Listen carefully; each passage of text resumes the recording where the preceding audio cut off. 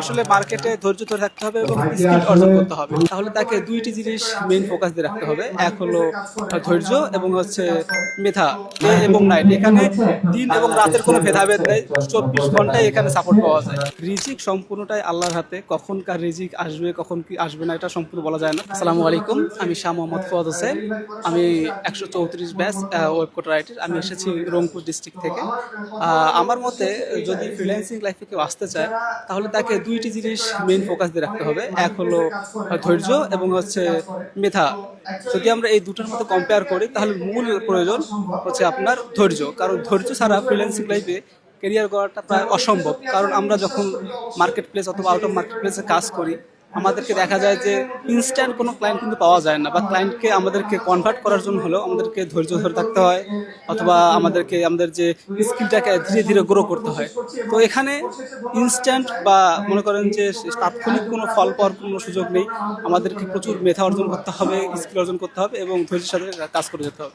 অনেকে কয়েক মাস চেষ্টা করে হাল ছেড়ে দেয়। এখানে আসলে রিজিক সম্পূর্ণটাই আল্লাহর হাতে, কখন কার রিজিক আসবে কখন কি আসবে না এটা সম্পূর্ণ বলা যায় না। তবে আমাদের চেষ্টা চালিয়ে যেতে পারি ইনশাআল্লাহ। কখনো কখনো দেখা যায় যে আমাদের মার্কেট প্লেসে কাজ পেতে সময় লাগে, কিন্তু আউট অফ মার্কেট প্লেসে কাজ খুব সহজে পাওয়া যায়। তবে সেক্ষেত্রে কেউ যদি মনে করে যে আউট অফ মার্কেট প্লেসে কাজ পেতে সময় লাগতেছে, তাহলে তারা আউট অফ মার্কেট প্লেস, বিশেষ করে বর্তমানে বাংলাদেশের day by day digital marketing চাহিদা বাড়তেছে এবং সবাই অনলাইন বিজনেসের দিকে ঝুঁকে পড়তেছে। সেক্ষেত্রে যদি তারা বাংলাদেশ মার্কেট প্লেসকে টার্গেট করেই কাজ করে যায় তাহলে খুব শীঘ্রই ইনশাআল্লাহ তারা সাকসেস পেতে পারে, আমরা আশা করি ইনশাআল্লাহ।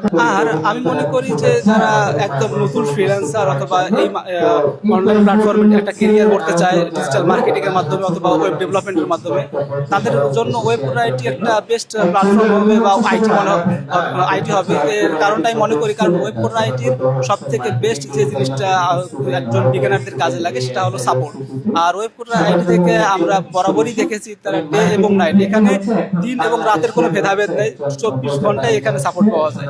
তো একজন বিজ্ঞানী হিসাবে স্কিলের পাশাপাশি যে জিনিসটা প্রয়োজন, শেখা থেকে শুরু করে ক্লায়েন্ট আউটরিচ এবং ক্লায়েন্টকে কনভার্ট করা পর্যন্ত যে সাপোর্টটা প্রয়োজন, ওয়েব কোড রাইটিং পরিপূর্ণ সাপোর্টটা দিয়ে থাকে। তাই আমি মনে করি ওই যে ওয়েব কোড রাইটিং বিজ্ঞানীদের জন্য বেস্ট হবে। ওয়েব কোড রাইটিং থেকে ওয়েব কোড রাইটিংয়ের সাথে আমি যুক্ত আছি প্রায় 2023 সাল থেকে। তো আমার এখন 3 বছরের কেরিয়ার যাচ্ছে ওয়েব কোড রাইটিংয়ের সঙ্গে। তো এর মধ্যে আমি পেয়েছি যে আমাদের একটা শুধু আইটি বলে নয়, এটা একটা ফ্যামিলির মতো হয়ে গেছে। আমরা পরিপূর্ণ সাপোর্ট গাইডলাইন থেকে শুরু করে আন্তরিকতা এবং ক্লায়েন্টদের সাথে কমিউনিকেশন সবকিছু একটা ফ্যামিলির মতো হয়ে গিয়েছে। যারা আজকের এই প্রোগ্রামে অ্যাওয়ার্ড পাচ্ছে না অথবা উইনার হচ্ছে, তাদের জন্য একটা বলি, আসলে মার্কেটে ধৈর্য ধরে থাকতে হবে এবং স্কিল অর্জন করতে হবে। যদি স্কিল থাকে এবং আমরা কাজ করে যেতে পারি তাহলে আমরা ইন ফিউচার ইনশাআল্লাহ যারা পাচ্ছে না তারাও পেয়ে যাবে ইনশাআল্লাহ। যদি বলি যে আমার সফলতার পিছনে ওয়েব কোড রাইটের অবদান কতটুকু, তাহলে বলতে গেলে আমি ক্যারিয়ার শুরু করেছি, লার্নিং শুরু করেছি ওয়েব কোড রাইটের হাত ধরে, এবং ওয়েব কোড রাইটের টিচার বলেন, সাপোর্ট ট্রেনার যারা বলেন, তাদের যে সাপোর্ট ছিল এদের মাধ্যমে লার্নিং থেকে আর্নিং পর্যন্ত চলে গিয়েছি। তাই বলতে পারি যে ওয়েব কোড রাইটের অবদান একটা অতুলনীয়।